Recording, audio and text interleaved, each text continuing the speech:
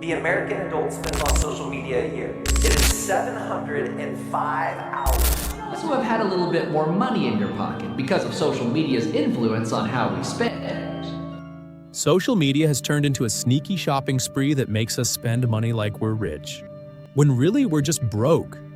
While influencers are out there living it up, the truth is that 61% of Americans are just trying to get by, even those pulling in six figures.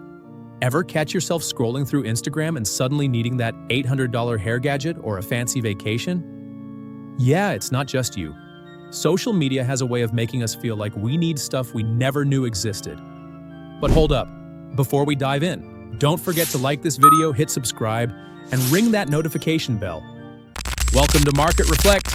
You're scrolling through Instagram and suddenly you see it. A girl in Greece sipping a cocktail in a floating infinity pool, the Aegean Sea stretching behind her like a billionaire's dream. You don't know her.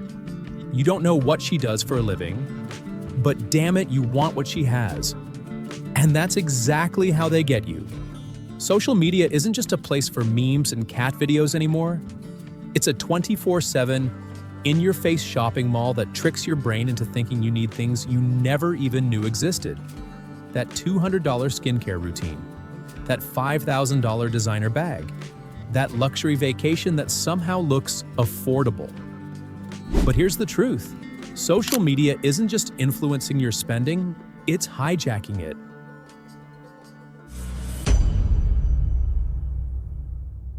Let's get real, most Americans are not living the glamorous lives they project online. In fact, 61% of them are living paycheck to paycheck, including those who make over $250,000 a year. Yes, even the six-figure earners are struggling between pay periods. So why does social media make it seem like everyone is dripping in designer outfits and sipping mimosas in Mykonos? Because it sells the illusion that luxury is normal. TikTok, Instagram, and YouTube flood your feed with people flaunting their must-have lifestyle purchases. High-end fashion, $50 candles, $300 brunches. It's all carefully curated to make you feel like you're missing out. And guess what? Over a third of people admit to overspending just to keep up with the fun they see on social media. It's not just FOMO, it's financial self-destruction. And if you think young people are immune to it, think again. A shocking 40% of Gen Z willingly prioritize experiences over essentials. That means they'd rather spend money on a festival ticket than, say, rent. Meanwhile, 28% of them say they can't save at all. And here's the kicker. Nearly 30% of 18 to 25-year-olds still live with their parents, as do a quarter of those aged 25 to 34. Yet, these age groups also make up the largest audience for Facebook ads. You see the problem? They don't have money, but they're spending like they do. So what do you do when you want that $800 Dyson Airwrap, but your bank account says, "Girl, please"? Enter buy now, pay later, BNPL, the sneakiest financial trap since high-interest credit cards.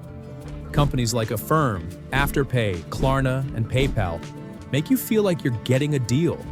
4 easy payments of $200, they whisper seductively. What they don't tell you, BNPL is just a loan dressed up in a pretty marketing, and Americans are falling for it hard.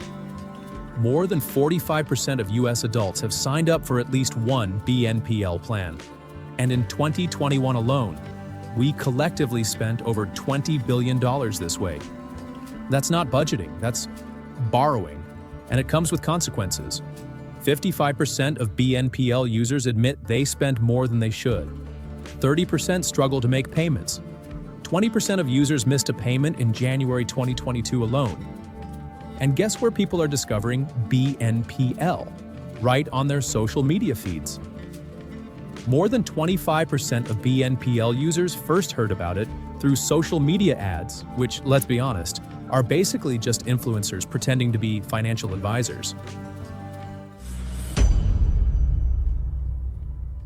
Speaking of sketchy financial advice, let's talk about the influencers who claim they can teach you how to get rich in 3 easy steps. You've seen them. Guys in rented Lamborghinis, promising you financial freedom if you just buy their course. Or the TikTok traders who tell you to dump your savings into crypto and let it ride. Well, here's the truth. They're scamming you. Over 50% of Gen Z admits they turn to TikTok for financial advice. Yes, TikTok, the same place where people eat Tide Pods. And Instagram isn't much better, with a third of teens saying they've learned about money from social media. But here's where it gets dark. A lot of this advice is flat out dangerous. Back in 2021, TikTok had to ban crypto, loan, and pyramid scheme promotions because the misinformation got so bad. Meanwhile, Facebook, now Meta, once had similar restrictions, but has since let them slide. And what happened next? Chaos. 26% of millennials said they saved for retirement using cryptocurrency. Then Bitcoin lost more than half its value between January and July of 2022. Since 2021, the Federal Trade Commission, FTC, has tracked over $1 billion in consumer losses to crypto scams. And nearly half of them started with a social media ad or message. Let that sink in. People are literally losing their life savings because some influencer told them to buy the dip. So, how does social media secretly make you spend more? You might think you're immune. I don't fall for influencer scams, you tell yourself. I don't buy luxury handbags. But social media is still messing with your money, just in subtler ways. Think about this. Have you ever scrolled through Instagram and suddenly decided you need a vacation? Or maybe you see someone post about a new iPhone, and now your perfectly good phone suddenly feels outdated? That's social media planting seeds of discontent. It's not just direct shopping links. It's the slow psychological manipulation that makes you spend more without even realizing it. Financial experts like Andrew Gosselin, CPA, have seen this happen firsthand. One of his clients noticed he was buying new workout gear almost every month. Just because he followed a bunch of fitness influencers, he didn't need any of it. He just saw it every day and thought he did. And the fix? Surprisingly simple. Unfollow the accounts that make you feel like you need to buy stuff. Kevin Shanazari, CEO of Finley Wealth, did a social media detox and found he was saving an extra $800 a month just by cutting out the influencers who pushed expensive products. That's almost $10,000 a year in savings, just for tweaking his feed. So does this mean you have to delete all your social media accounts and live off the grid? Nope. But it does mean you need to start taking control of your feed before it takes control of you. A few simple changes can make a massive difference. Stop following influencers who push expensive lifestyles. If someone makes you feel like your life isn't enough without a $500 moisturizer, they're not your friend. Be suspicious of financial advice from social media. If someone is promising guaranteed wealth, they're probably lying. Set spending rules for yourself. Before you buy something from an ad, wait a week. If you still want it, maybe it's worth it. If not, you just dodged an impulse purchase. And most importantly, remember that social media is a highlight reel, not reality. Just because someone posts about their luxury vacation doesn't mean they're not drowning in credit card debt behind the scenes. At the end of the day, financial freedom isn't about looking rich online. It's about actually having money in your bank account. And right now, social media is doing everything it can to make sure you don't. So, what do you think? Has social media got you spending more than you should? Or do you feel like you can resist the hype? Drop your thoughts in the comments. And that's it for today. Hit the like button and subscribe to Market Reflect. Stay tuned for more and catch you at the next one.